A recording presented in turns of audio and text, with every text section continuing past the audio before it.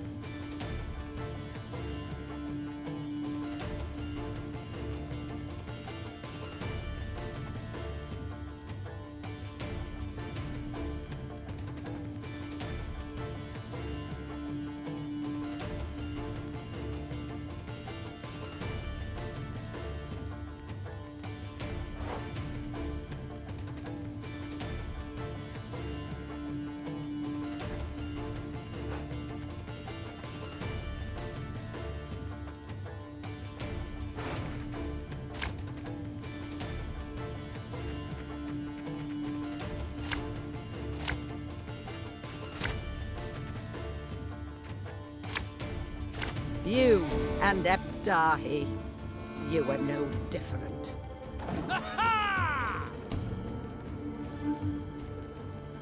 There's a time to reap, a time to sow, a time to die.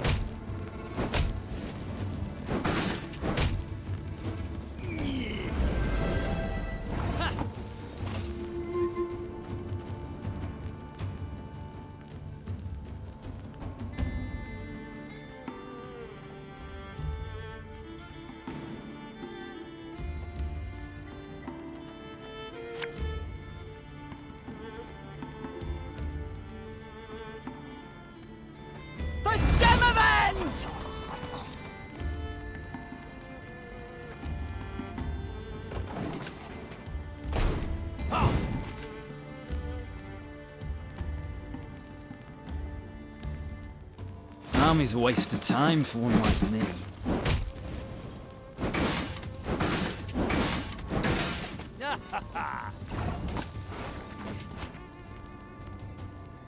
Aye.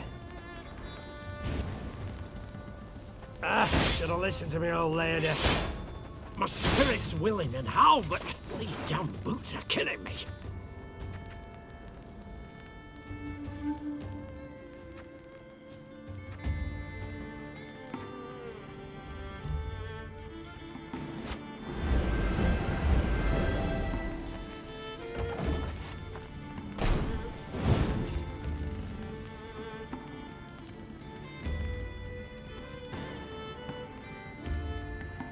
Left, right, left, right.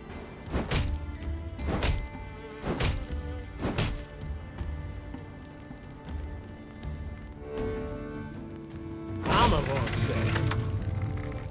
Long live me!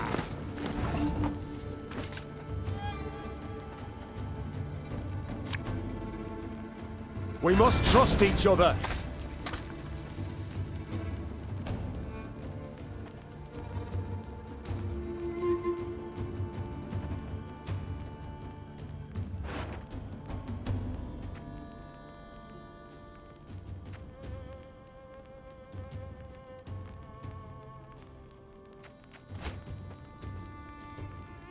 Water is the poison.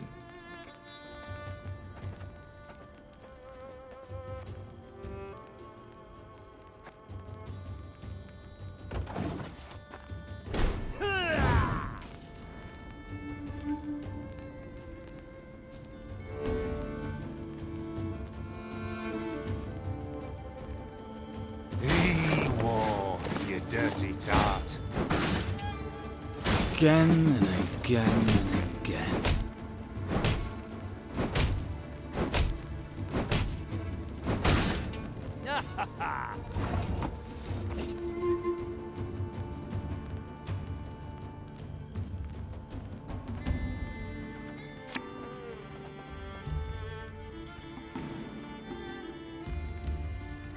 There's a time to reap, a time to sow, and a time to...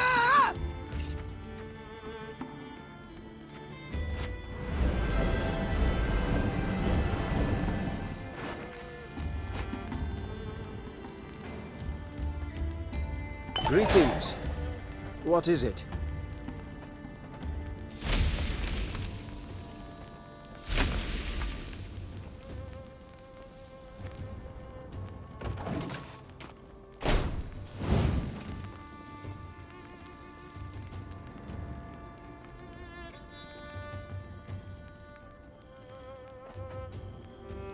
Every rib's a thief.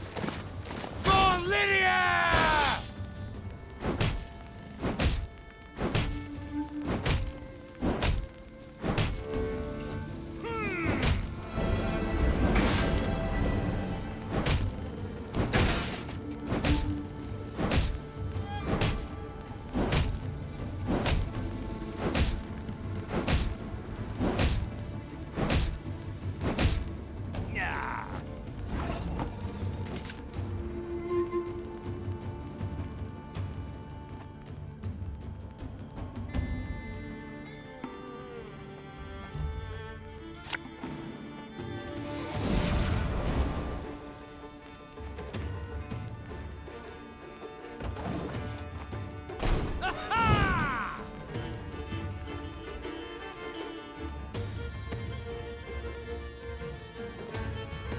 Should have listened to me, old lady.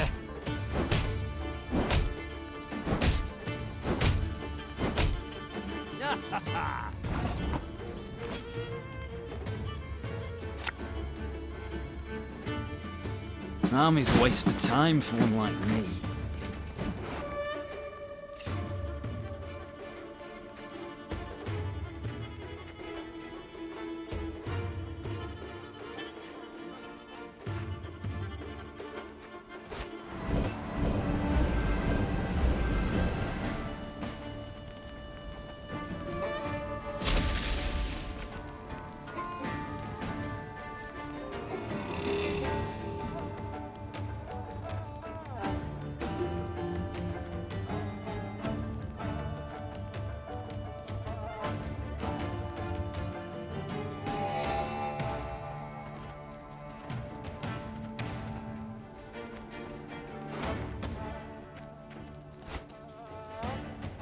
Cursed traitors.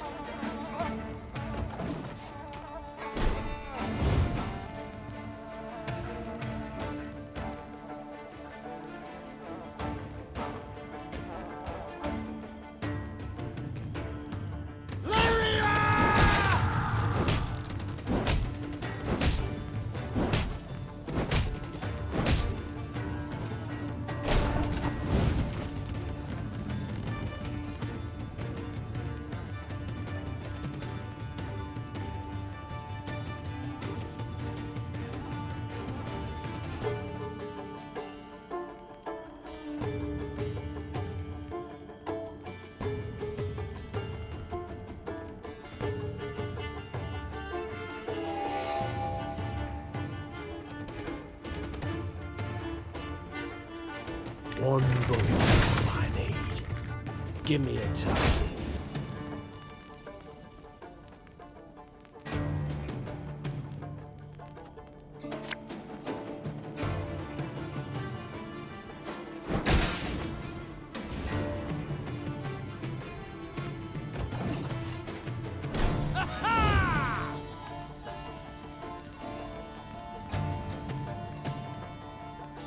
Arbalist to your command.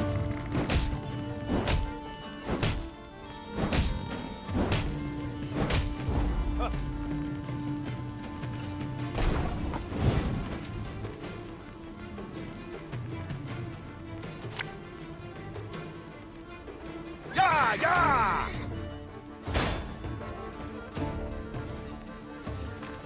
Ha!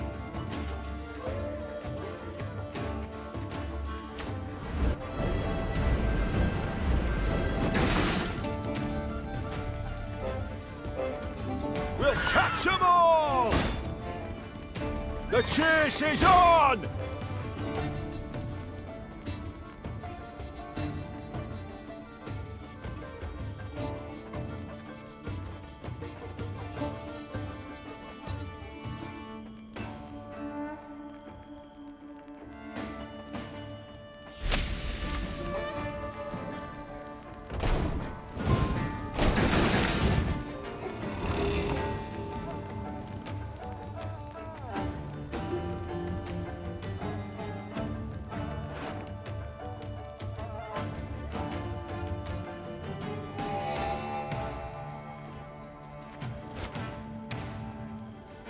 Sod it. Sod it all.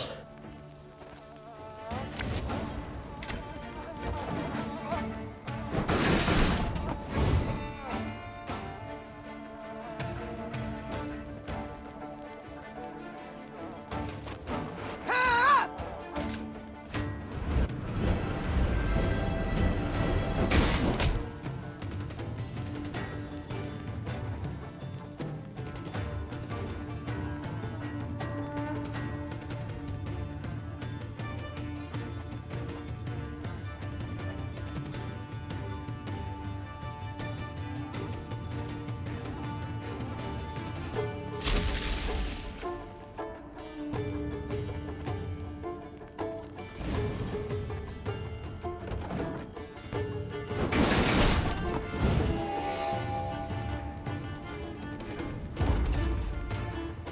Congratulations.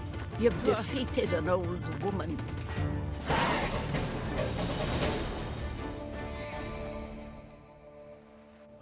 Shocked by this sudden attack, the Oberts never stood a chance of resisting Meve. Realizing their inevitable defeat, Margravine Greta tried to escape, but her horse, frightened by the tumult of battle, tossed her from the saddle and bolted. Meve left Malabon Castle strengthened by the Oberts' war machines, but in dour spirits. She understood that even if she won the war and chased the Nilfgaardians behind the Yaruga, she would still have enemies left on her land.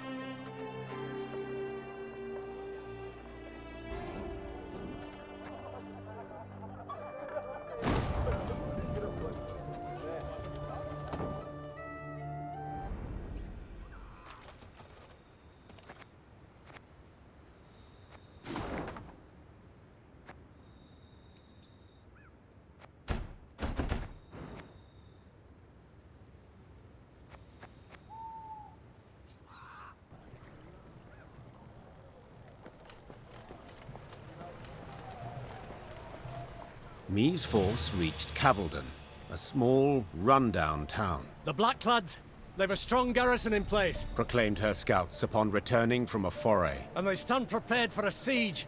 Their stores overflow, and we see ballistas, scorpions. Cavaldon can be taken, Began Reynard hesitantly. but not without losses. Considerable losses. A retreat. Is that what you advise? I fear the soldiers wouldn't take to such a course. They're eager, Your Grace. They've a fire in them. Order a retreat and you could devastate morale. Our losses may be heavy, Said Mee, drawing her sword. but I'll make certain the vile invader suffers even more. Order the troops to prepare.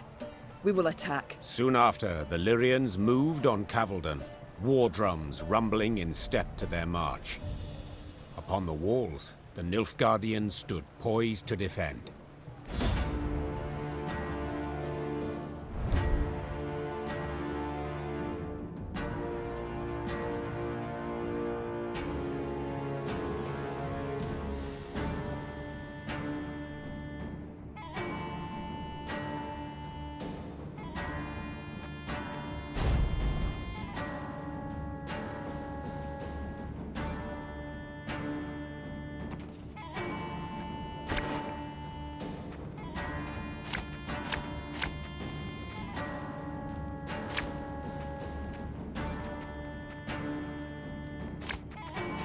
I won't leave a single city to these invader scum! For Lyria! For Rivia!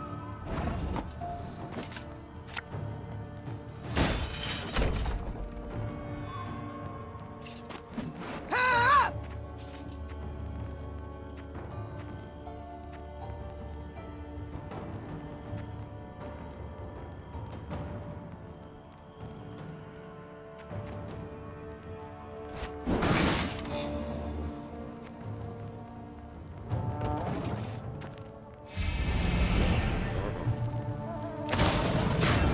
My, now that is some fancy weaponry. But it's still got that war machine smell. We must bring down their walls! Crush them!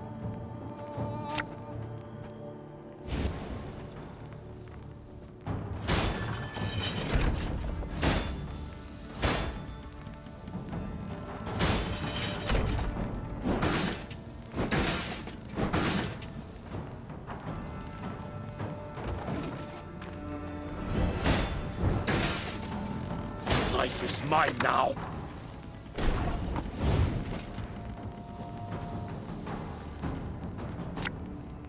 Army's a waste of time for one like me.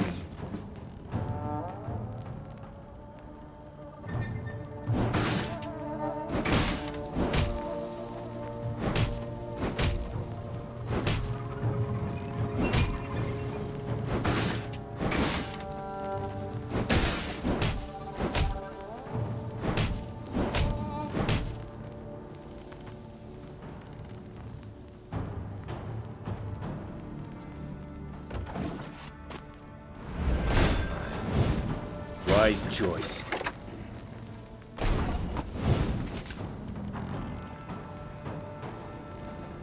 Should have listened to me, old lady. You'll never take me alive!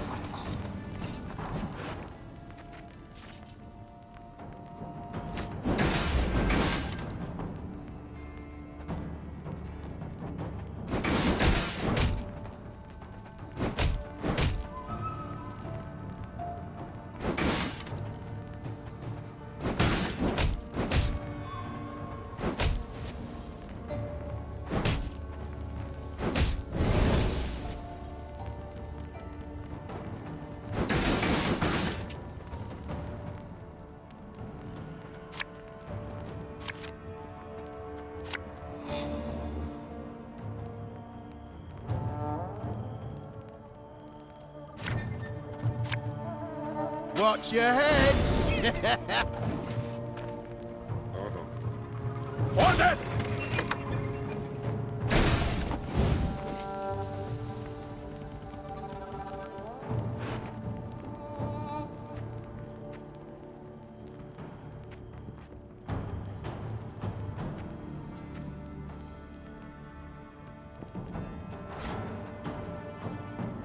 If anyone asks, you've not seen me.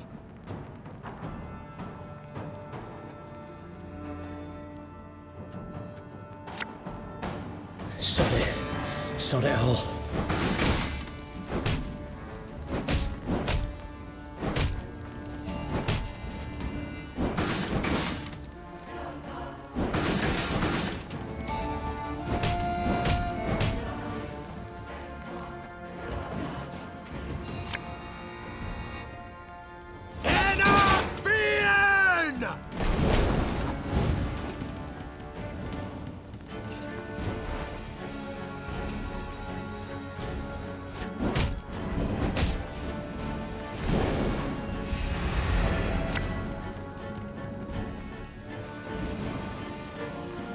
Left, right, left, right.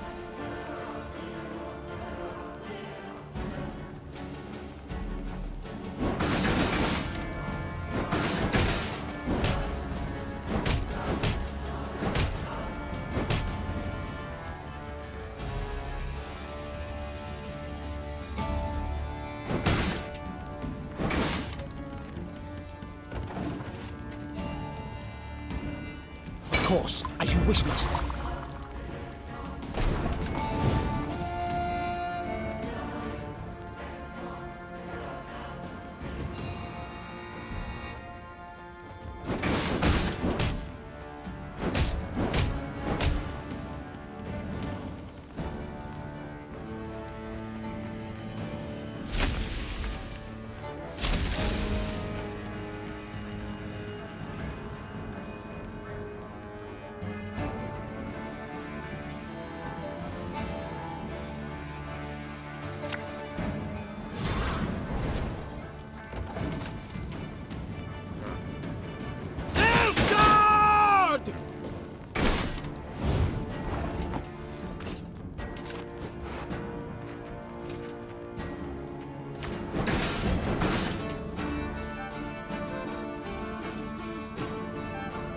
Her Majesty knows what she's doing.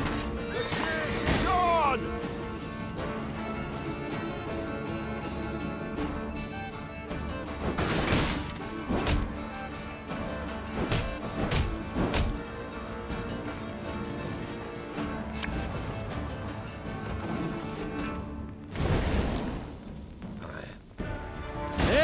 Retreat!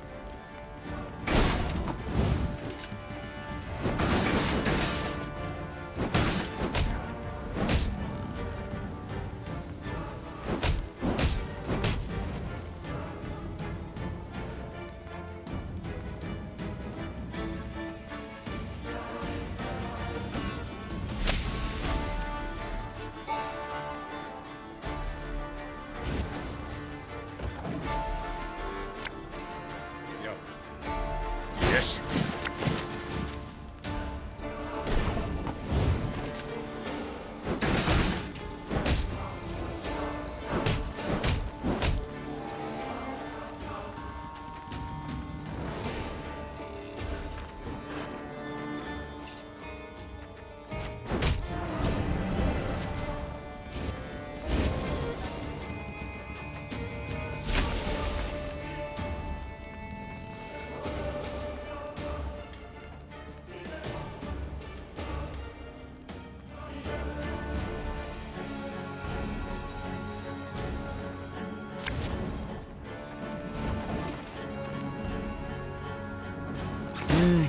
A highly curious case.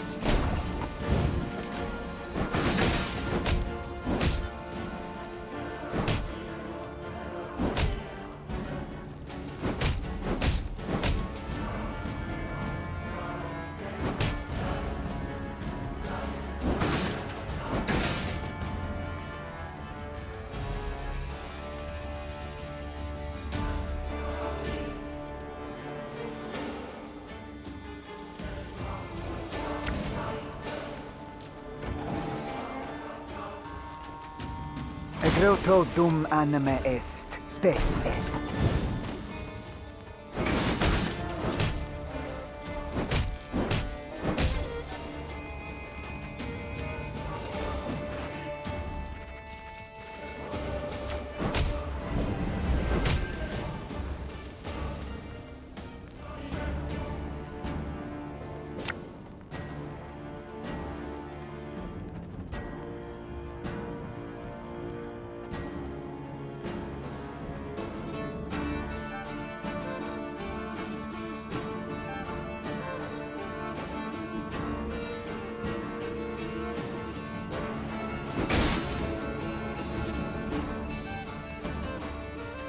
Don't like this.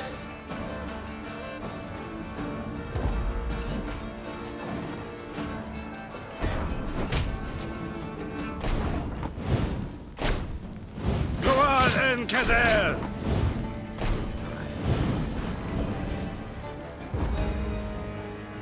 We did it, you...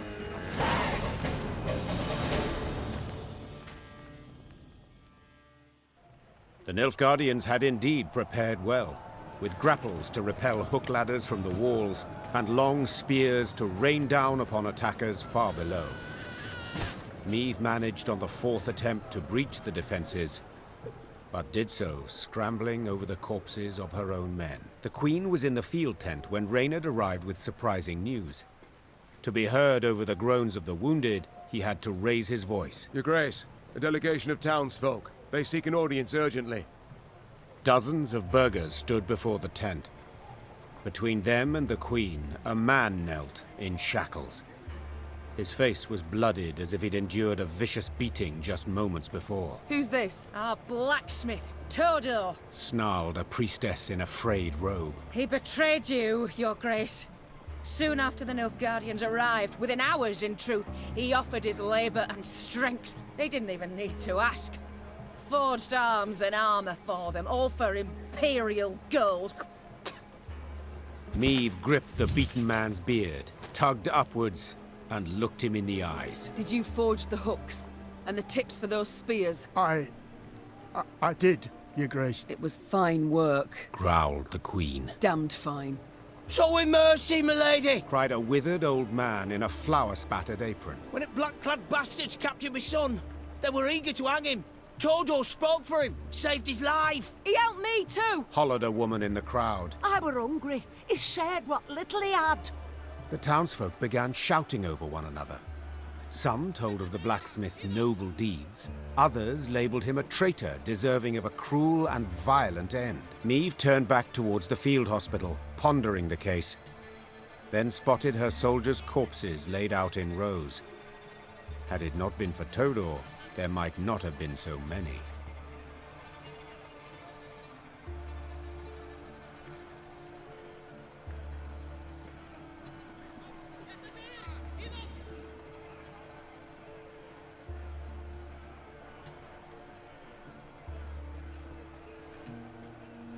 "20 soldiers died today, wresting Cavaldon from Nilfgaard's grip. Said Niamh, her tone cold and unforgiving. 'Twas your iron that felled them. 'Twill be your blood that pays the debt. 5 lashes for each of the fallen. Todor's torturers were several, as no one man's arm could complete 100 blows. Amazingly, Todor survived the ordeal, but his body had been broken. He'd never put hammer to anvil again, and spent the rest of his days a beggar.